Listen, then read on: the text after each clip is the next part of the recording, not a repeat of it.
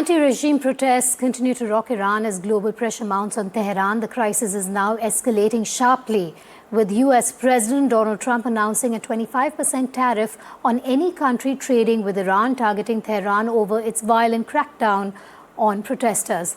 Donald Trump says the tariff is effective immediately as the White House weighs tougher options against Iran.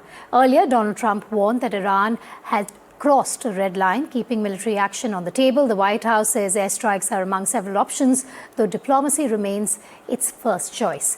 The U.S. has now issued a citizens' advisory for Americans amid rising protests in Iran. Iran's supreme leader hit back, warning that America does not understand Iran's real power and will face defeat. Iran's foreign minister has accused Israel's Mossad of fueling the unrest. As international condemnation grows, Iran crisis shows no sign of cooling down. Crossing your red line yet to trigger a response? They're starting to, it looks like, and there seem to be some people killed that aren't supposed to be killed. These are violent, if you call them leaders, I don't know if they're leaders or just they rule through violence. But we're looking at it very seriously. The military is looking at it, and we're looking at some very strong options. We'll make a determination. شب در تهران در بعضی جای دیگه یه مش تخریبگر آمدن ساختمان متعلق به کشور خودشون رو خراب کردن برای که دل رئیس جمهور آمریکا خوش بیاد، چون او گفته که حرف بی ربطی که اگر چنانچه دولت ایران چنین کنه من میام طرف شما رو میگیرم.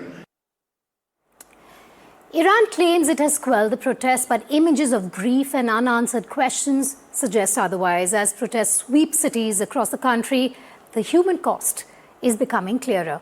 Bodies arriving at forensic centers, families searching for loved ones, and growing fears of executions, even as authorities admit to civilian casualties and insist the situation is under control. One doesn't really know where the human cost stands at. So what is really happening inside Iran, and what does this moment mean for the country's future? Joining us now is Firouzeh Mahmoudi, founder and president of United for Iran, one of the most respected and effective Iranian human rights advocacy organizations in the world. Firouzeh, thank you for being with us here on Breaking Ground. International media reporting scenes of anguish, Firouzeh, at a forensic center south of Tehran. Families are crying, bodies wrapped in black bags lying on the ground. What does this tell you about the true scale of the crackdown beyond what the Iranian government is admitting to? Thank you, Federica, for your time. And what we know is that the real numbers won't come out for months, if not longer. And the numbers are always lower, seem lower at first, partially because the government underreports. And also there's a verification process that's thorough and takes months to finalize. And the numbers can be, or at least at 500 dead, if not upwards of 2,000. That's the range that we've read about. You know, Firouzeh, Iran has now acknowledged civilian casualties, even as rights group warn the death toll is far higher than what they claim. Is this admission a sign of confidence that they will be successful in this crackdown, or an attempt at damage control given the global eyes on the uprising? I think this protest is different than the other ones. We have seen protests since 2017 every year or two.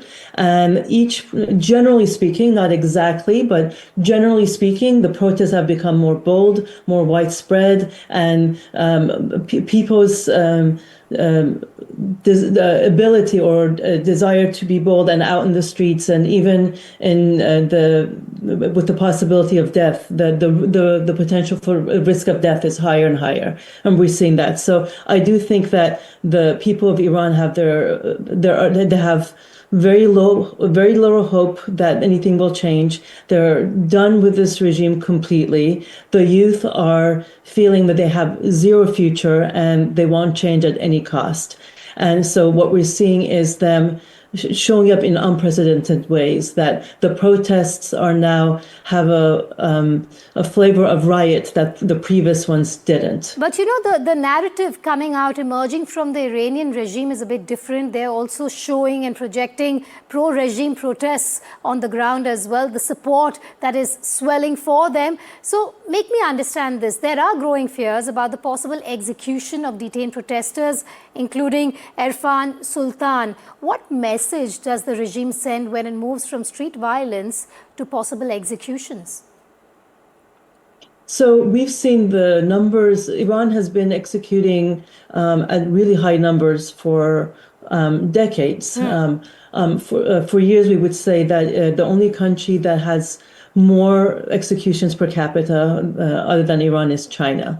And these numbers have skyrocketed in this last year. Since the 12-day war with Israel alone, we've had 1,500 executions in Iran. So anytime Iran, the government of Iran is feeling insecure and feels that its existence is in threat, they begin to execute even higher numbers and oppress people and arrest them and torture them, so that the population, they can try to control the population so there's less uprisings.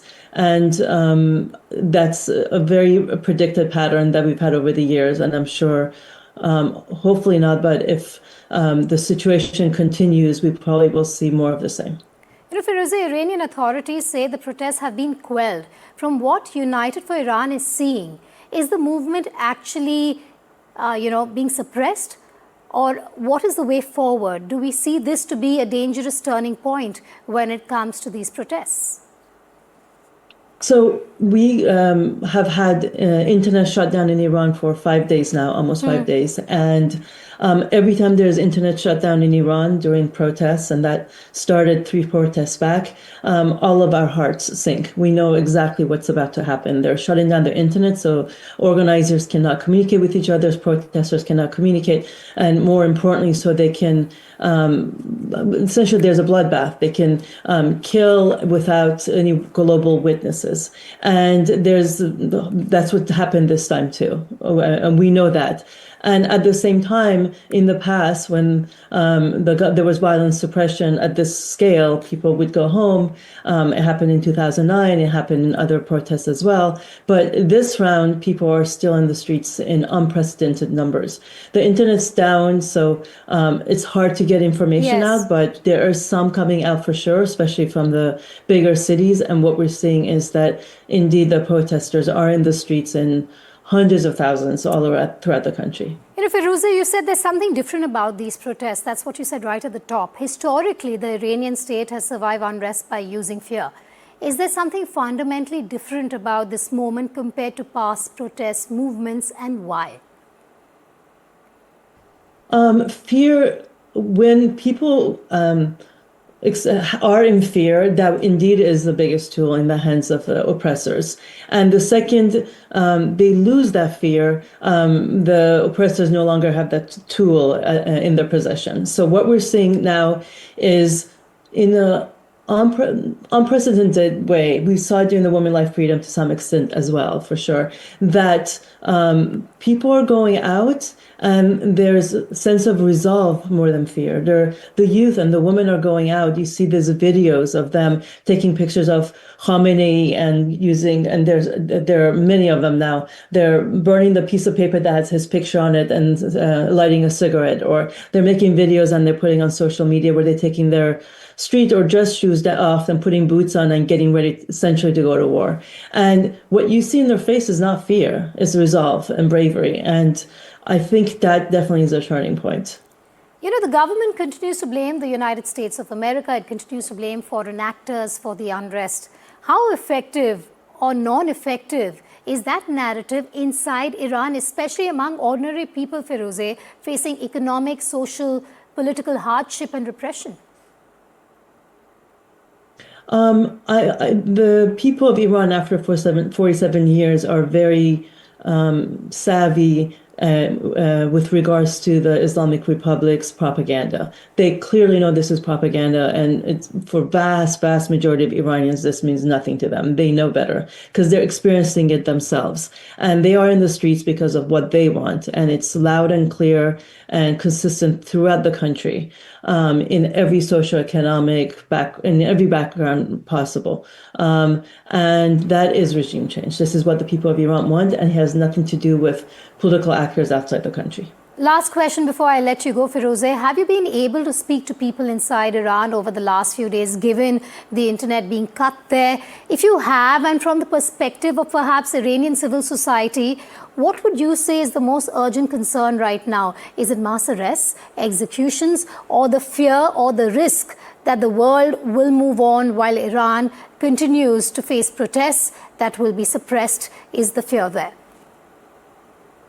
We haven't been able to directly talk to people since the internet shut down, but some information is coming out for sure, and we're reading those. And I think all of what you said. I think people are worried about bloodshed. They're worried about executions. They're worried about their loved ones, and this is a defining moment for the country, and they are putting their lives on the line across the board. So making sure that they win this time, I think, is on their mind. And I think the internet shut down to the extent that may weaken the ability of those outside to see it and then communicate, I think, is on their mind as well. Firouzeh Mahmoudi, thank you so much for joining me here on Breaking Ground. I hope you can speak to your friends, to your loved ones, your dear ones in Iran soon. We'll keep connecting with you for more perspective on our top international story.